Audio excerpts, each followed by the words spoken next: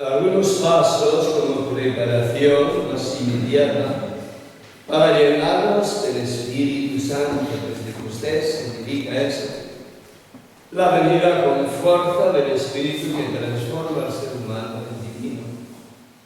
Los caminos humanos del egoísmo en caminos divinos. Y algunas condiciones digo. La primera es acoger el perdón de Dios. A Dios no le cuesta nada perdonar al pecador, pero al pecador a veces le cuesta aceptar el perdón de Dios. Es una realidad. Las cosas de Dios son inmensamente simples, tanto que nos asustan. Y los humanos nos complicamos. Y aquí tenemos un ejemplo. La aceptación del perdón de Dios. Evangelio según San Juan. Aparece el precursor Juan, que con un bautismo de penitencia, de arrepentimiento. Ya en el primer capítulo de San Juan viene esta escena. Aparece por allí Jesús. Juan vio a Jesús que venía hacia él y dijo: este es el Cordero de Dios que quita el pecado del mundo. El Cordero de Dios que quita el pecado del mundo. Para captar el Nuevo Testamento es muy importante estar algo familiarizados con el Antiguo Testamento. ¿Os dice algo esta expresión? El Cordero de Dios que quita el pecado del mundo.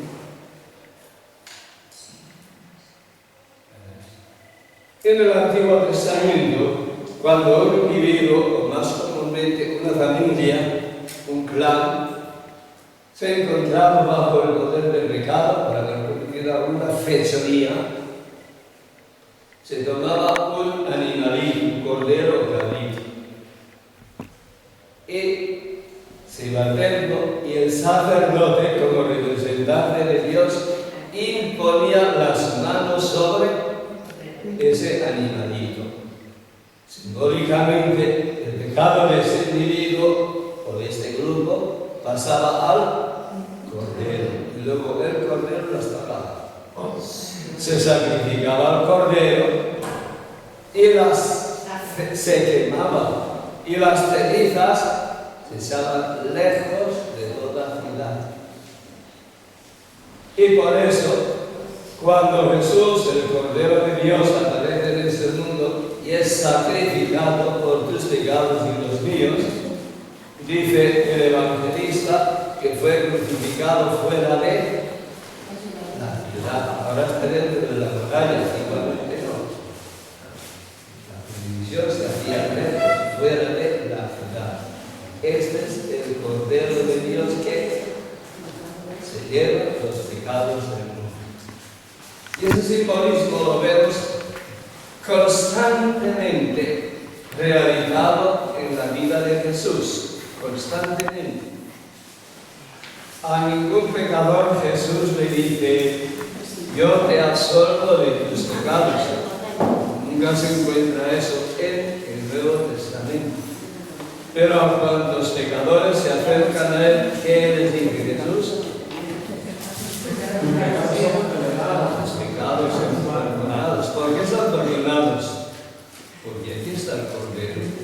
Y te has acercado al Cordero y se supone que el pecador vendrá un arrepentimiento. Y el Cordero se lleva los pecados. Y en las parábolas, Jesús, en sus mejores enseñanzas, siempre se encuentran en las parábolas. Y lo deja muy claro. Un hombre tiene 100 ovejas, se le pierde una, eso es el pecado, ya está tonta, se ha perdido. Va en busca de la oveja perdida. Y cuando la encuentra, la reprocha, no, en absoluto.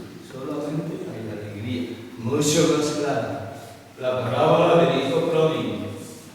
Un hijo, después de pensarlo muy bien y dudar muchas veces, al fin se atreve a acercarse a su padre y decirle: dame viene. Pero ¿ustedes cuenta de lo que supone eso? ¿Cuándo él era el hijo? El padre. Entonces, ¿qué está diciendo este muchacho del padre? Para mí eres hombre muerto. Eso es el pecado. Y no es asesorías que lo hacen. Eso es el pecado. El rechazo consciente y bien premeditado de Dios. Para mí no existe Dios. Y luego se aleja y desperdicia todos sus bienes. Ahí está el pecado. Para los legalistas, esto segundo es el pecado. Pero ¿qué es lo que le dio al Padre? ¿Lo primero o lo segundo? Ya resaltado a él. Eso es el pecado. El que rechaza a Dios está desperdiciando la vida, pero eso es lo importante. Y aquí viene lo más sorprendente que ningún judío podía comprender ni remotamente. Cuando este muchacho vuelve, ¿por qué vuelve? Porque tiene contrición perfecta. Lo único que se le olvida es porque tiene hambre. Pero por lo menos tiene fe en el Padre. Dice, volveré a mi Padre. Cosa que el hijo mayor no se había enterado. ¿Os dais cuenta? ¿Cuál es la reacción del hijo mayor? ¿Ah?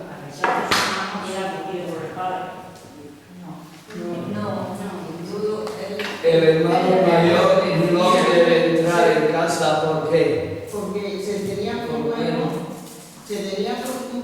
bueno, y no... Porque no sabía que tenía un padre. Ese hijo tuyo,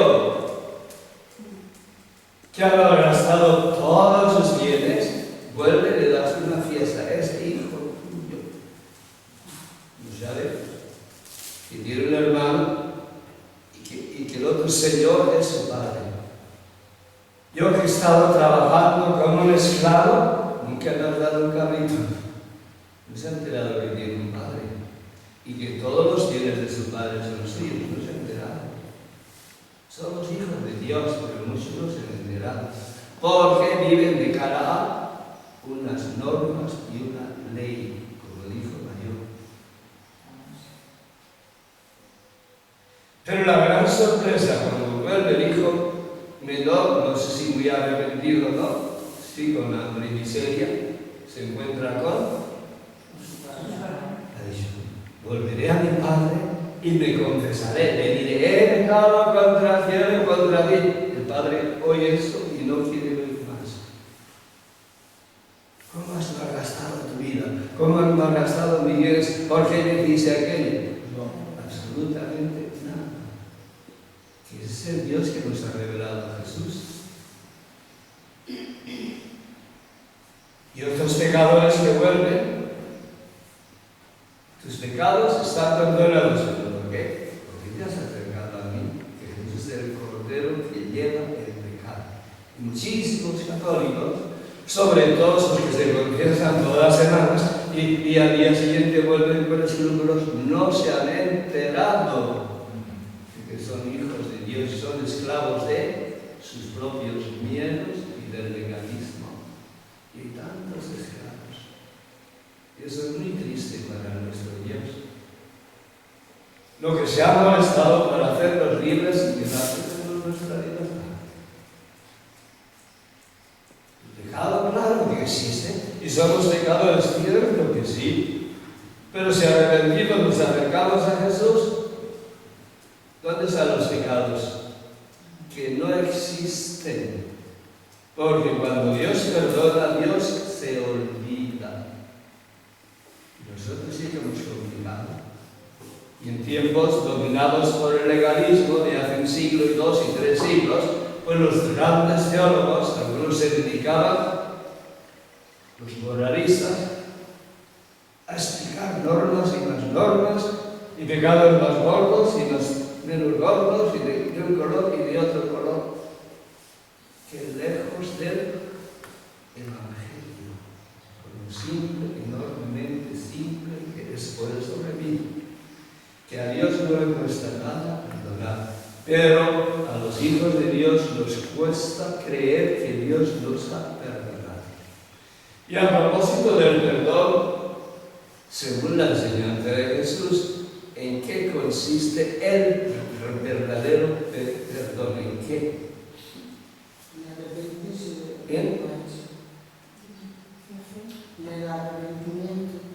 ¿En el? ¿En qué consiste el perdón? ¿Cuál es el remedio? ¿Qué es perdón? ¿En qué consiste el pecado? En desviarse de la verdad. ¿En qué? En desviarse de la verdad. Sí, pues sí. Pero más en concreto, ¿qué significa desviarse de la verdad? Está muy bien la respuesta. Que te aleja de Dios. Alejarte del Padre. Vamos a la palabra de Dios.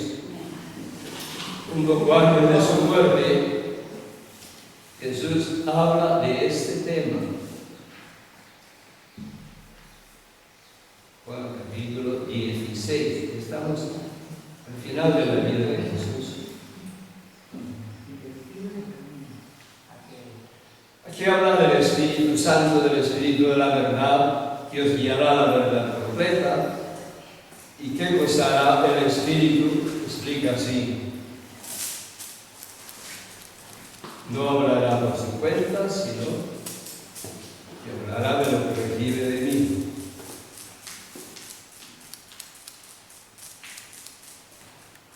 Cuando venga el Espíritu,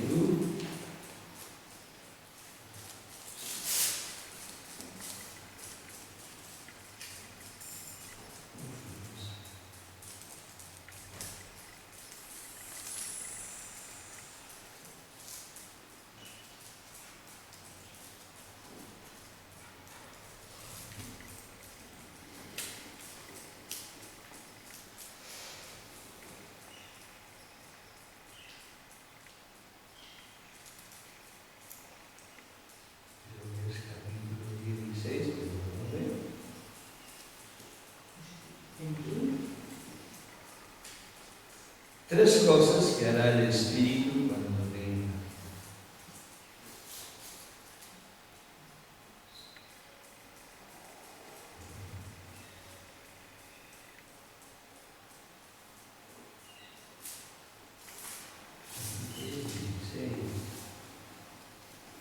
Sí.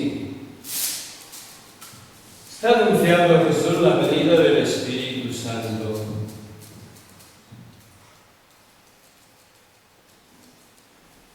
Ahora vuelvo al que me envió al Padre. Y ninguno me preguntéis a dónde vas. Eso sí, al anunciaros estas cosas, la tristeza se ha apoderado de vosotros, ya porque me voy. Sin embargo, os digo la verdad, os conviene que yo me vaya, dice Jesús. No es que Jesús haya ido a otro sitio, pero ha ido fuera de nuestra vista. Está aquí, no lo vemos. Porque si no me voy, el defensor no vendrá a vosotros, el paráclito del Espíritu Santo. Si voy, Él vendrá. Cuando Él venga, estamos en Juan capítulo 16, versos 8 y 9.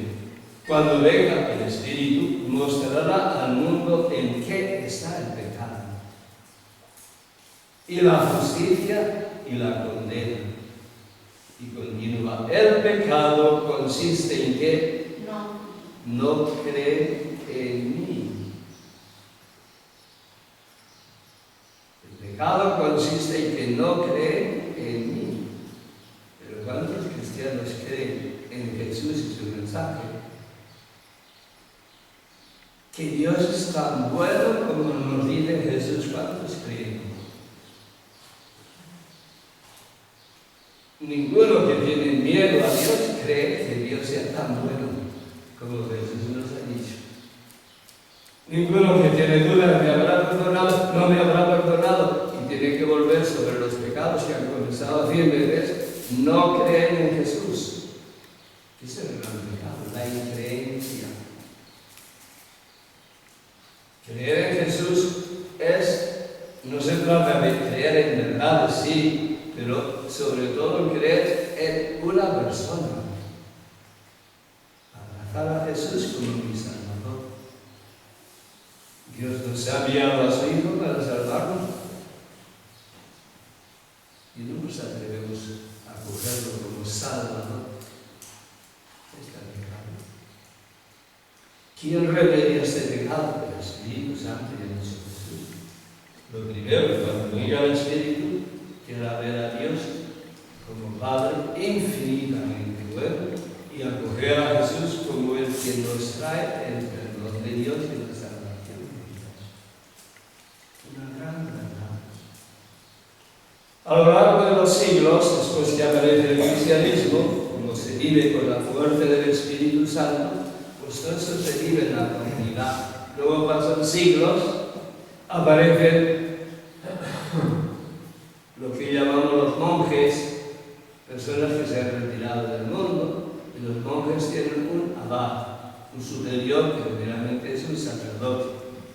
Y a veces cuando uno hace una fechoría, pues normalmente se acerca al superior para conversar y decir, y como el superior es sacerdote, le dice, en nombre de Dios, yo te perdono los pecados.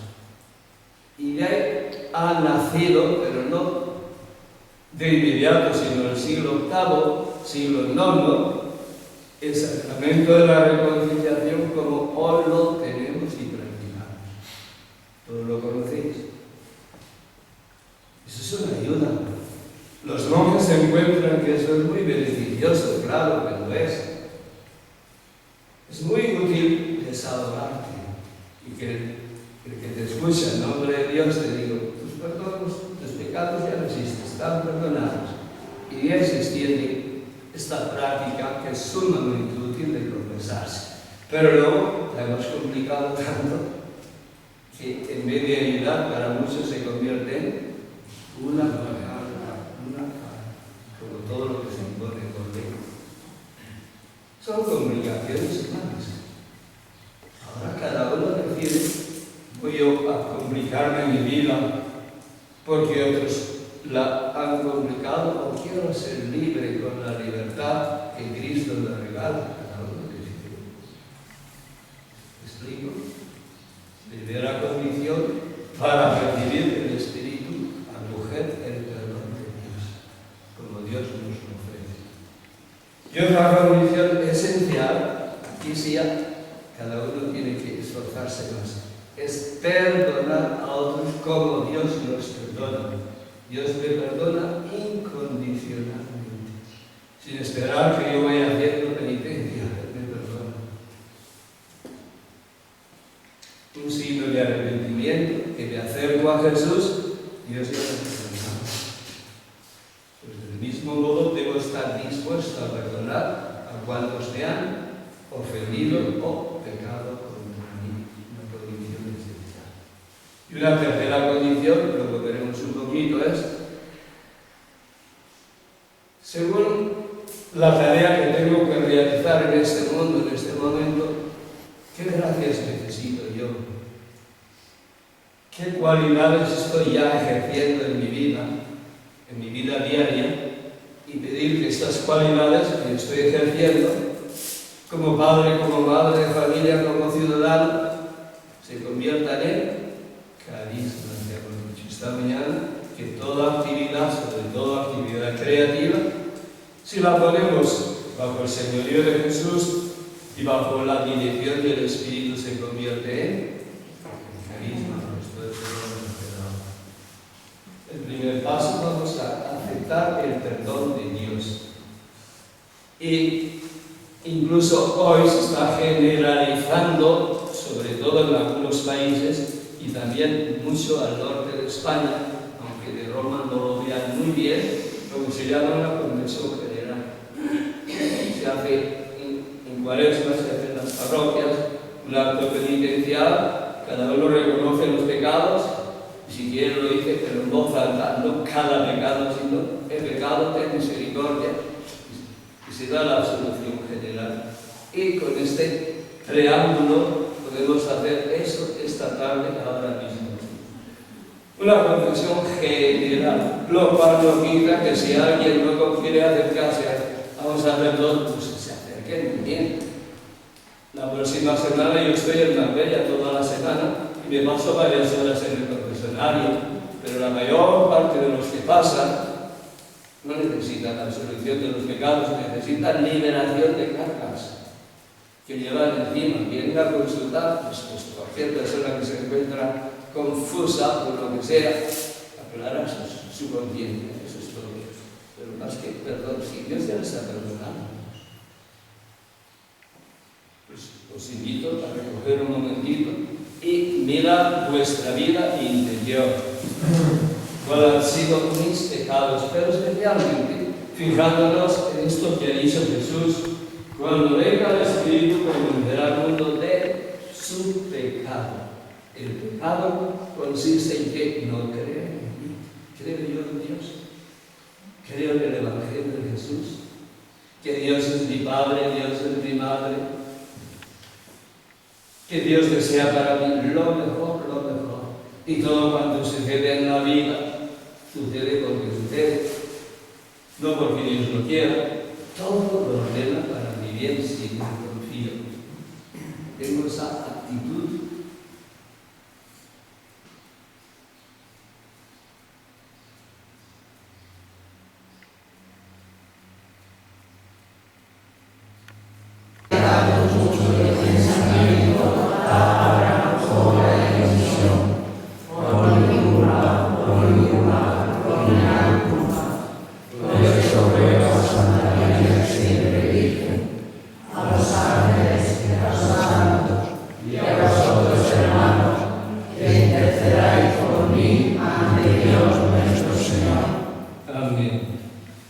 Padre Dios, te damos gracias por haber enviado a tu Hijo único como el Cordero que quita el pecado del mundo. Y sobre ese Cordero depositamos todos nuestros pecados y los pecados de las personas con las que estamos más íntimamente vinculados.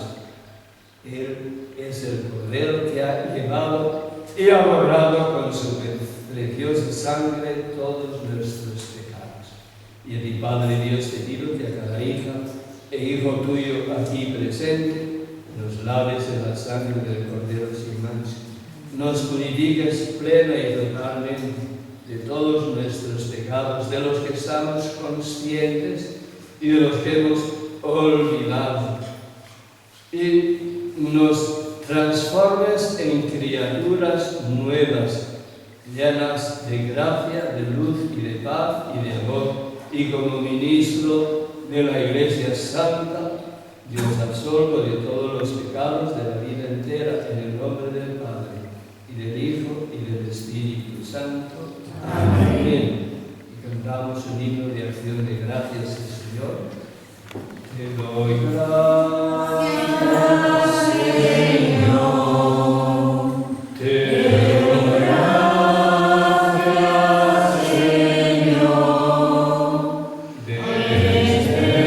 Desde lo más profundo de mi corazón,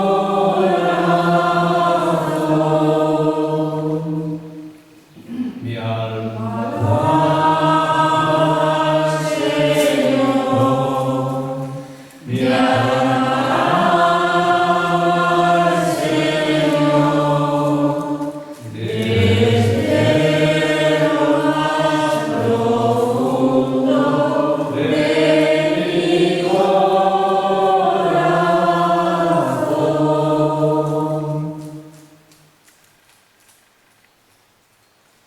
Señor y Padre nuestro, aceptamos con gratitud el perdón que tú nos ofreces gratuitamente en atención a tu Hijo amado Jesucristo. Que tu nombre sea bendito, glorificado y exaltado, ahora y por siempre. Amén. Tenemos otros dos pasos pendientes. Uno es el perdonar en nuestro corazón, pero seguimos el horario que está puesto, la Eucaristía, empezar a las 6. Al comienzo de la Eucaristía daremos estos dos pasos. mientras vais por ahí caminando también, según la situación que yo tengo que vivir, mis obligaciones, qué gracias, habilidades necesito para satisfacer esas obligaciones y al mismo tiempo mirar la parte positiva, qué cosas me gustan hacer y las hago mejor. Una cualidad buena. ¿Qué necesidades tengo para realizar mejor mi tarea como madre, como padre, como hijo, como ciudadano? Y según eso, pedir el carisma correspondiente al Espíritu Santo. Espíritu de Dios, te pido que consagres esta habilidad que ya tengo yo, o que llenes esta laguna que tengo para realizar este deber que tengo yo y no lo estoy haciendo bien. Que me dé el carisma correspondiente. Es algo que se puede hacer mientras estáis caminando por ahí antes de la Eucaristía. Y al principio de la Eucaristía tendremos una pausa para perdonar a cuantas personas vengan a nuestra mente a las que acaso no hemos perdonado. ¿Cómo? Sí, empezando por uno mismo. El que está más cerca, el primero me perdona, tengo que ser yo mismo, porque si no me perdono, No perdona a nadie. si no me amo, no amo a nadie. Ya este folio menciona otras cualidades necesarias para llenarse del Espíritu y vamos a explicarlo un poquito ahora.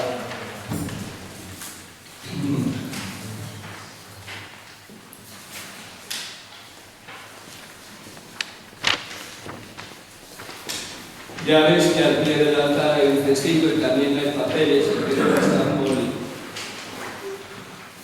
Para quien quiera escribir a lo largo de hoy y de mañana un mensaje al Señor, cualquier tipo de mensaje, una carta de amor, una bendición, por uno mismo, por una persona necesitada, pues escribe.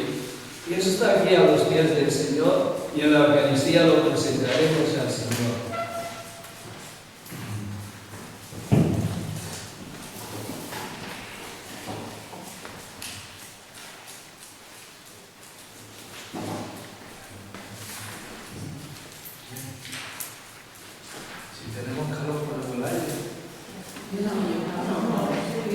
Ahora vamos a escuchar la conferencia sin distraernos y cómo llenarse del Espíritu. Y comienzo con un pasaje de Juan capítulo 4. Una escena realmente sorprendente, a nosotros sorprende, pero a los judíos de aquel tiempo sí.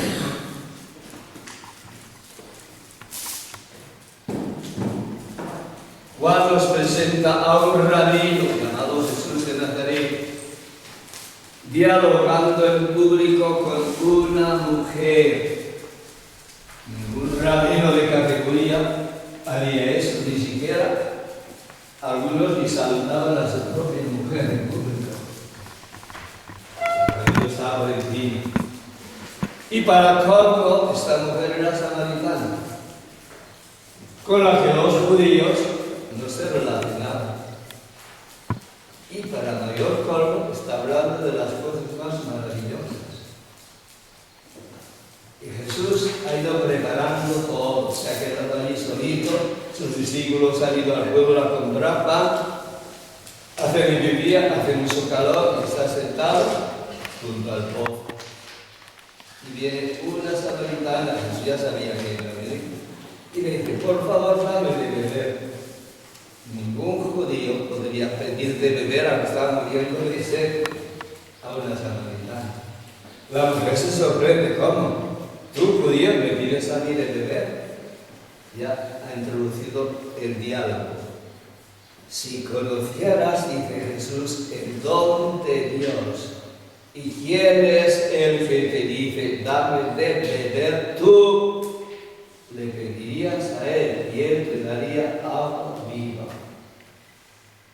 La mujer no entiende de qué está hablando Jesús. ¿De dónde vas a sacar agua viva si no tienes un cántaro y un pozo profundo? Si conocieras el don de Dios. ¿Y quién es el que te dice, dame de beber? Tú le pedirías y él te daría agua viva. En todo ser humano hay dos vacíos. Digo, hay dos infinitos, un vacío infinito y una sed infinita de Dios. Incluso el que no conoce a Dios. Una sed infinita de felicidad. Que aquí hay un vacío y tengo que llenarlo, y por eso los jóvenes se pasan la noche en la discoteca y vuelven más vacíos de lo que han salido. Ahí está el vacío. ¿Cómo se puede llenar este vacío? Acogiendo el don de Dios. Si conocieras el don de Dios, ya hemos dicho esta mañana que el Espíritu Santo es Dios hecho don. Es un regalo que nos da Dios. Como yo puedo dar un regalo, pero yo no soy el regalo. El Espíritu Santo es el don de Dios, es Dios hecho por Dios que se nos da. Y ese bien infinito ciertamente llena el vacío infinito. ¿Y cómo se sacia esa sed infinita? Bebiendo de el agua que Jesús promete. Y esa agua, lo veremos en otros textos, es un símbolo del Espíritu Santo. El Espíritu Santo aquí. El Espíritu Santo es totalmente misterioso, inexpresable, y por tanto solo se nos puede revelar a través de imágenes. Y la primera imagen revelada en la Biblia es la respiración de Dios, el aliento de Dios. Y otra imagen muy común, ya en el Antiguo Testamento y en el Nuevo, es el agua. Porque el agua significa vida. Está todo seco, comienza a llover y la vida parece de pasta. En la India lo veíamos clarísimamente todos los años en guerra. Llega el verano, que empieza ya febrero, marzo, abril, y queda todo seco, todo seco. En julio llega el monzón, comienza a llover, a torrentes, y al mes está todo verde. El agua significa vida. El agua significa refrigerio y purificación. Pues todo eso es símbolo de lo que el Espíritu Santo hace, nos purifica, nos refresca y nos da vida, y hace que la vida de Dios se desarrolle en nosotros. Si conocieras el don de Dios, ¿y quién es el que te está aquí hablando? ¿Quién era el Mesías? Los americanos, igual que los judíos, esperaban el Mesías, y era el Mesías el que estaba hablando. Entonces tú le pedirías a él agua y él te daría agua viva, el Espíritu Santo.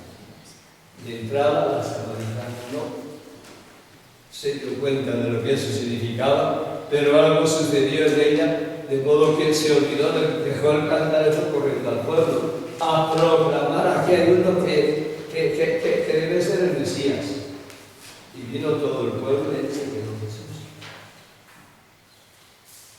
Otro texto muy significativo, Juan 7, 37 y siguientes. En el último día de la fiesta, era la fiesta de los tabernáculos. Para los hebreos había tres fiestas importantísimas. La primera, evidentemente, la Pascua. La Pascua significa que un pueblo de esclavos en Egipto se ha convertido en pueblo de Dios, libre pueblo de Dios. Ese paso, ese cambio, es la Pascua. Y eso es celebrado todos los años. Y 50 días después de la Pascua venía Pentecostés, que Pentecostés es una palabra griega que significa el penta es 50, pentágono 5. Pentecostés, 50 días justo después de la Pascua, viene Pentecostés, que originalmente seguramente era la fiesta de la cosecha. Ya se ha recogido la cosecha y todos los pueblos pues celebraban esa fiesta, y aquí está la cosecha. Y al mismo tiempo en Pentecostés los judíos conmemoraban un gran regalo que habían recibido de Dios, y era la ley. En el Sinaí Dios entregó la ley a Moisés. Pues todo eso se recordaba en el día de Pentecostés. Y había otra fiesta muy importante, además de la Pascua y Pentecostés. Nosotros celebramos la Pascua y mañana, precisamente ya, empezando esta tarde, es Pentecostés. Entre los judíos había otra fiesta, que era la fiesta de los tabernáculos o las tiendas de campaña. Y eso recordaba o celebraba el paso por el desierto. 40 años caminando en el desierto. Y en el desierto lo más fundamental era el agua, más valiosa que el oro. Pues tener los bolsillos llenos de oro si no tienes agua. En una ocasión, cuando la vida del pueblo y de los animales peligraba por falta de agua, Moisés, con aquella vara prodigiosa, golpeó una roca, y de la roca manó un torrente que salvó la vida. Todo eso se celebraba en esta fiesta. Yo pregunto, nosotros celebramos la Pascua, la muerte y resurrección de Jesús, y Pentecostés mañana. ¿Y cuándo celebramos la otra fiesta, la de los tabernáculos? ¿Sabes cuándo? Todos los días. Porque somos un pueblo peregrino. Estamos caminando y no tenemos aquí mansión permanente. De eso nos olvidamos, pero es muy importante no olvidarlo.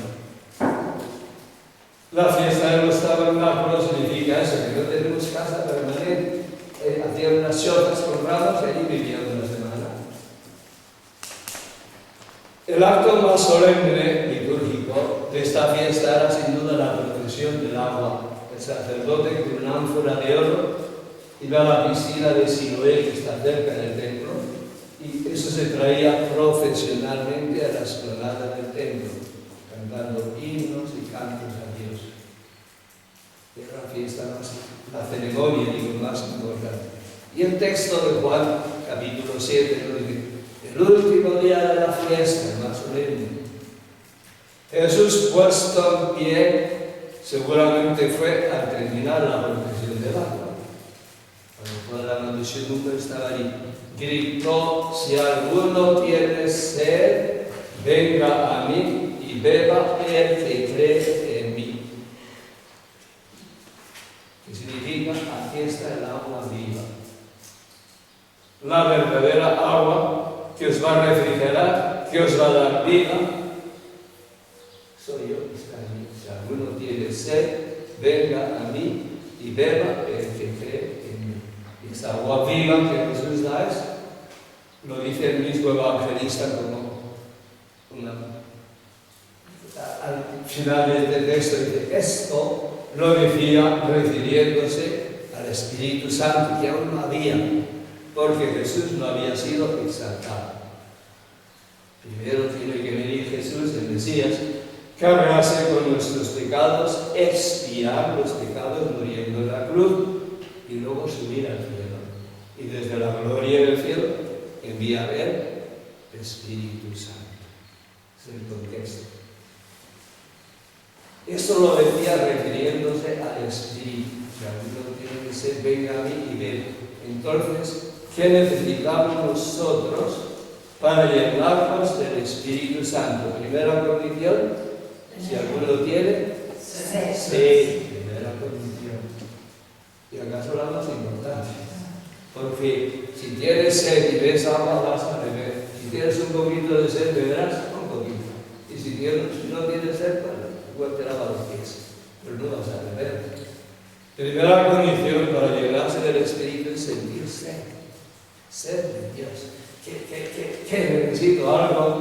más de lo que ya tengo, algo que no se encuentra en la sociedad de consumo, algo que ningún ser humano me puede dar ni ofrecer, que es la sed que necesitamos, porque sed de felicidad la llevamos todos los humanos, pero la gente va buscando felicidad en cisternas rotas, que dice el profeta, donde no se encuentra.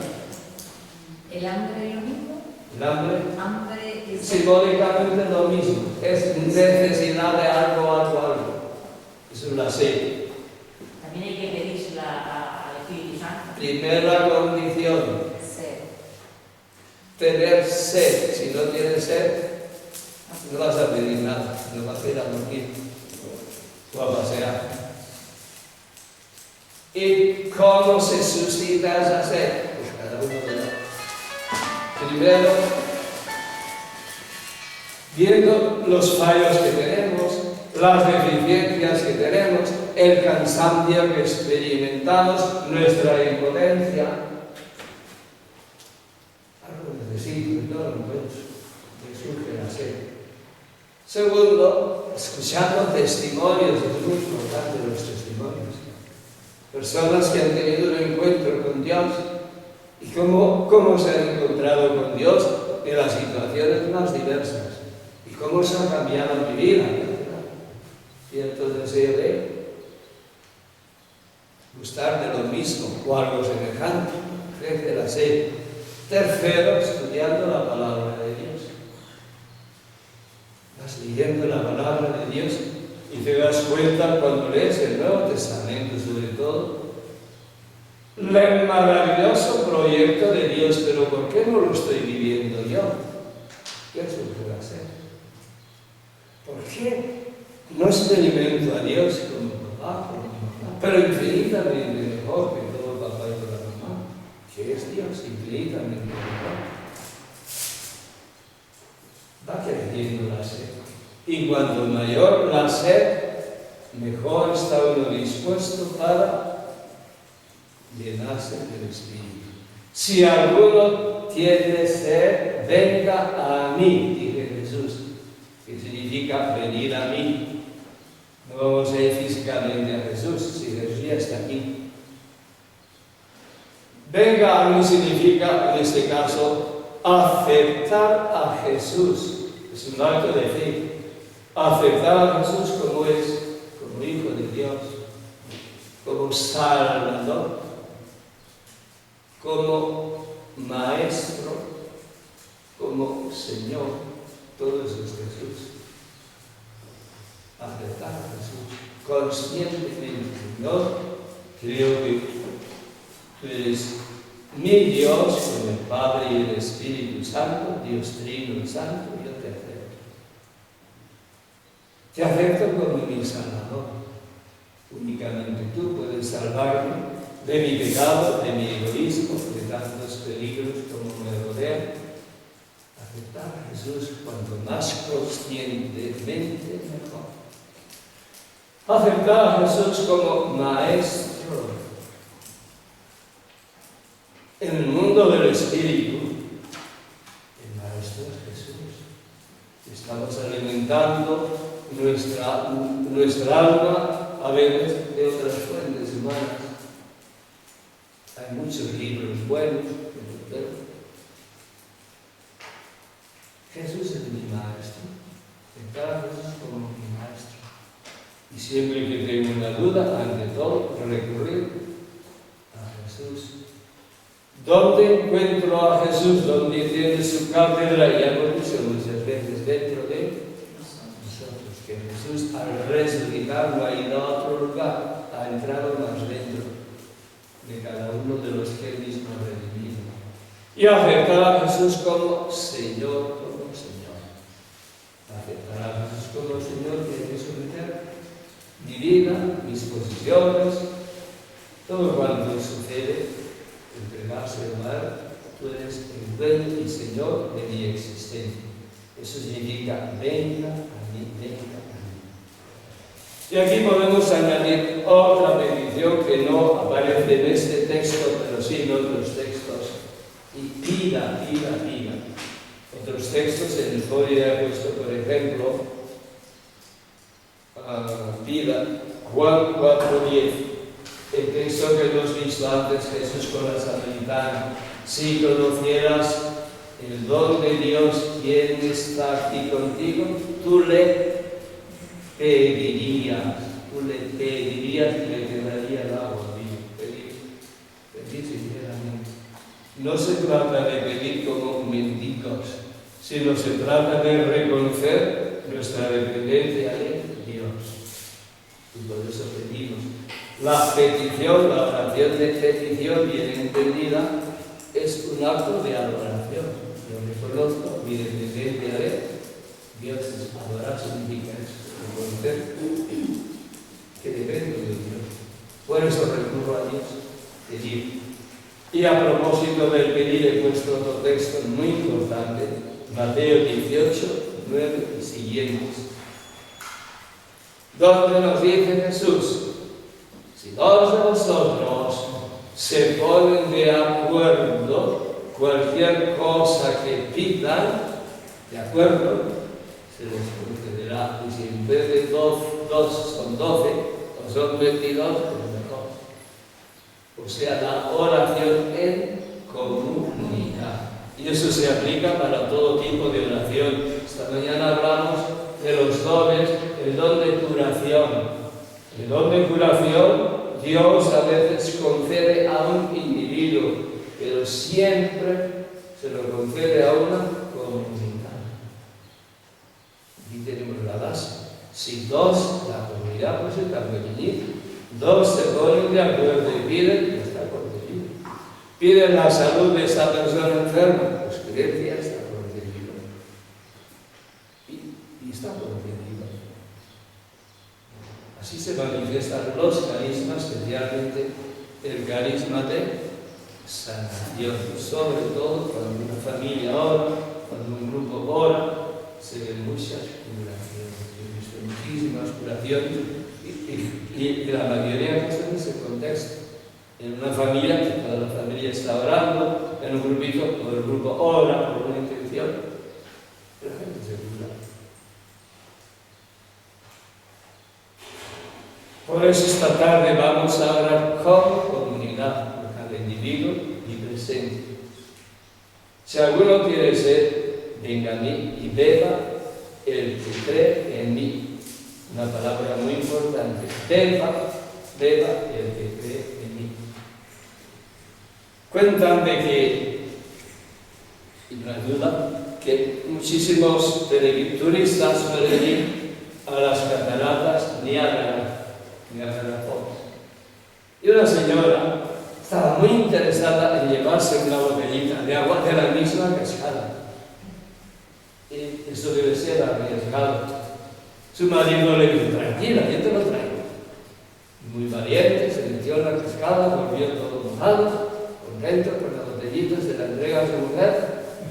La mujer la vio extrañada, la destapó, le dio vuelta y gota. Pero si la tenido unos 5 minutos debajo de la cascada, y era verdad, pues no había entrado agua. ¿Por qué? Con toda la emoción y el riesgo se olvidó de destapar la botella. Y no entró agua. Y podemos dar todos los pasos aquí mencionados y otros más. Y salgo de aquí y no entró de rigor. ¿Por qué? Que no ha abierto la botella. Beba significa abrir el corazón. Y abrir también la boca. Abrirse a la acción de Dios. Y aquí tenemos, todos los humanos tenemos un problema, porque estamos instintivamente muy cerrados por el miedo y la inseguridad. Cuando hay miedo, ¿qué sucede? Cerramos la libertad. Pues instintivamente lo hemos hecho todos, porque el miedo ha sido parte de nuestra historia. No solamente miedo a mi padre, miedo a otros. Y nos hemos cerrado. Y ese miedo hace que incluso cuando nos acercamos a Dios estamos o más que cerrados. ¿Cómo beber? Yo sugiero algunos todos o ayudas para abrirse y de ese modo beber. Y el primer modo muy sencillo es la alabanza. La oración de alabanza y acción de gracias. Porque cuando uno, lo sabéis por propia experiencia, se acerca a Dios, generalmente la gente que hace pedir, Señor, dame, Señor, quítame. El centro de la oración es el me, dame y quítame. Y alguien te habla de lo maravillosa que es la alabanza y etcétera. Y dices, bueno, pues hoy voy a alabar a Dios. ¿Cuál será tu expresión? Eso no es alabanza. ¿Cómo alabas a Dios? Bendiciendo y agradeciendo. Te alabo. No, me alabo. Ha cambiado totalmente el enfoque. Ya no es me, dame, ni quítame, ni sálvame, sino te alabo. Te doy gracias. Cambiado psicológicamente la actitud. Y repito, la oración de alabanza es una oración de apertura. Y esta noche vamos a hablar del Espíritu Santo, pero si yo soy una persona medrosa y cerrada, pues el Espíritu Santo está aquí, pero no sabe por dónde entrar. Pues hacer un esfuerzo por dar gracias a Dios y alabar a Dios en fe. Sé que Dios ha escuchado mi oración mejor. Sé que Dios ha escuchado nuestra oración, porque ha sido toda la comunidad la que ha orado por el Espíritu Santo. Y la comunidad, sea grande o pequeña, es símbolo de la Iglesia universal. Donde 2 o 3 estén reunidos, allí estoy yo, dice Jesús. Entonces, dar gracias a Dios porque sé que me ha dado el Espíritu Santo. ¿He sentido o no he sentido nada? Lo he sentido es accidental. Pero sé en fe que has derramado sobre mí el Espíritu Santo sin medida. Pues te doy gracias y lo voy abriendo. Hay un montón de textos para quien quiera leerlos o estudiarlos sobre la alabanza. Otro modo de abrirse sumamente importante es el don de lenguas. La psicología nos dice, o los psicólogos, que un ser humano es como un triángulo muy grande y muy cerca de la cumbre cortas el triángulo y aquel 20%, 15% es mi yo consciente. Y el 85% mi yo o subconsciente. Entonces, cuando conscientemente digo, Señor, te alabo, estoy conscientemente abriendo al Espíritu y el Espíritu entra, pero entrará también más allá de mi consciente. No lo sé. Posible o y ahí está la mayor parte de mí, el subconsciente. Pues Dios mismo nos ha dado un medio sumamente eficaz para que directamente el Espíritu entre en el subconsciente. ¿Y cuál es ese medio? ¿De qué hablamos esta mañana? ¿En dónde lenguas? Esta mañana recomendé leer 1 Corintios capítulo 14, no sé cuántos habrán leído. Si estáis interesados en los dones, tenéis que recurrir a la fuente. Y un verso que lo hemos pasado porque no había tiempo. 1 Corintios capítulo 14.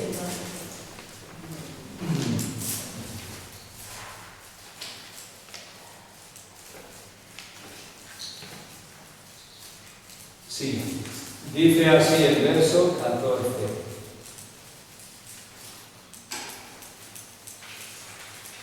Si oro en lenguas, mi espíritu ora, pero mi entendimiento no saca fruto.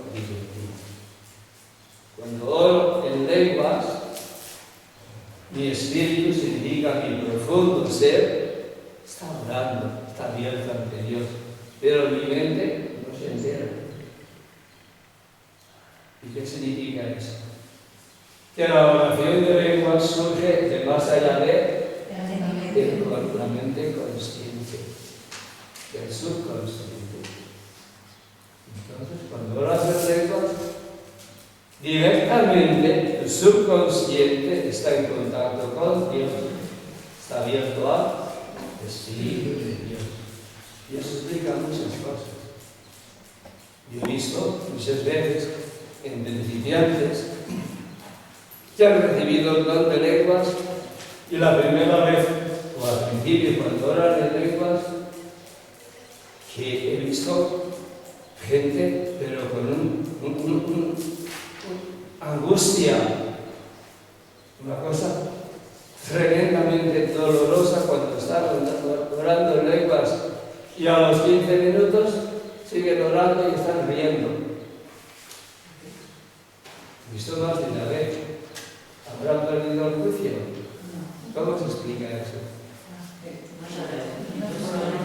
Muy sencillo, que cuando estamos orando en lenguas, el Espíritu está pidiendo sanación para una vida muy profunda, enterrada en el almacén del subconsciente.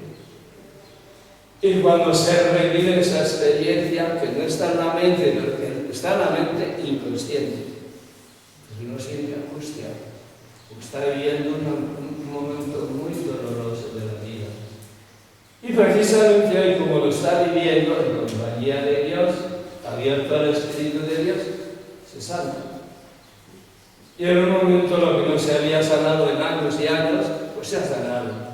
Y ahora al experimentar esa sanación, uno puede reírse, porque siente una alegría inmensa. Y eso explica ese fenómeno, que se ve a veces, Señor, no tiene explicación aparente, cierto. ¿Qué significa eso? Que es muy importante pedir el don de lenguas, porque al orar en lenguas uno está abierto más allá del nivel de la mente consciente. También el nivel subconsciente está abierto a la presencia y a la acción de Dios y puede recibir sanación muy profunda. Y otro modo de abrirse en lo profundo de uno mismo, pero eso ya es un poco más difícil o complicado, la oración de contemplación. La espiritualidad cristiana se habla de contemplación infusa, porque contemplación es algo que yo puedo hacer mirando por la ventana, estoy contemplando, eso es verdad. Pero los místicos hablan de algo muy superior que ningún ser humano puede fabricar por sí mismo, y según la teología católica, ni siquiera merecer, pero sí podemos pedir y disponernos para ello, se llama la contemplación infusa. Es típico de la vía mística, y todos los místicos han vivido. ¿Qué significa contemplación infusa? Un contacto inmediato con la realidad de Dios. Nosotros estamos en contacto con una imagen de Dios en nuestra mente, pero Dios está más allá de toda imagen y la fe nos pone en contacto con ese Dios que está más allá de toda imagen. Pero en la mística se vive la fe a nivel más profundo, de modo que uno está en unión con la realidad de Dios, y eso es el sumo contacto del ser humano con Dios. Por eso no hay nada tan transformante como la contemplación infusa, una gracia que debemos pedir, Señor, concédeme esa gracia de contactar contigo a través de la contemplación infusa. Si la pedimos en fe, Dios en un buen grado nos la va a regalar, si es tanta voluntad. Son modos de abrirnos a la acción del Espíritu, no solamente en nuestro nivel consciente, sino a un nivel más profundo de nuestro subconsciente, comenzando por la acción de gracias. Y esta noche hemos puesto adoración. ¿Qué vamos a hacer durante esa adoración? Pues alabar a Dios y dar gracias a Dios. Y los que van a casa, y por el camino dando gracias a Dios y alabando a Dios. Y de ese modo el Espíritu va penetrando más y más y más. Uno va bebiendo del Espíritu de Dios, del agua viva. De otro modo, como hemos dicho, pedir el don de lenguas y utilizarlo. Si uno no sienta nada o se sienta ridículo, no importa, porque es ridículo balbucear sin entender lo que decimos niños de niños, y nosotros ya no somos niños. Pues ya decía Jesús: si no volvéis a ser como niños, no entráis en el reino de Dios, no vais a gozar de muchas bendiciones del reino. Hay que ser como niños, abrir la boca y balbucear. Sobre la contemplación, aquí tenemos un par de frases de Juan de la Cruz, un gran contemplativo, y Teresa de Jesús, gran contemplativa y maestra. Y podéis leer esas frasecitas porque significan mucho. Bien, según el horario, a las 6 podemos ir a tomar un refresco en merienda. Si os parece, retiramos el Santísimo o lo dejamos hasta antes de la misa. Lo dejamos, es decir, que alguien se va a quedar aquí acompañando al Señor y luego a otras personas. Y a las 6 comenzamos la Santa Eucaristía y comenzaremos con ese ejercicio de ir perdonando, que hemos dejado pendiente, y perdonando a las personas. Y mientras tanto, pues sí, cada uno revisando su vida, qué carismas necesito yo para vivir más fructuosamente mi vida, para ser más útil en el entorno que vivo. Y pedir esos, o qué dones necesito para superar ciertos problemas que tengo, son los dones del Espíritu, para el beneficio propio y los carismas para ser útil en la comunidad. Tener una idea de necesito y pedirlo cuando estamos orando por la fusión del Espíritu.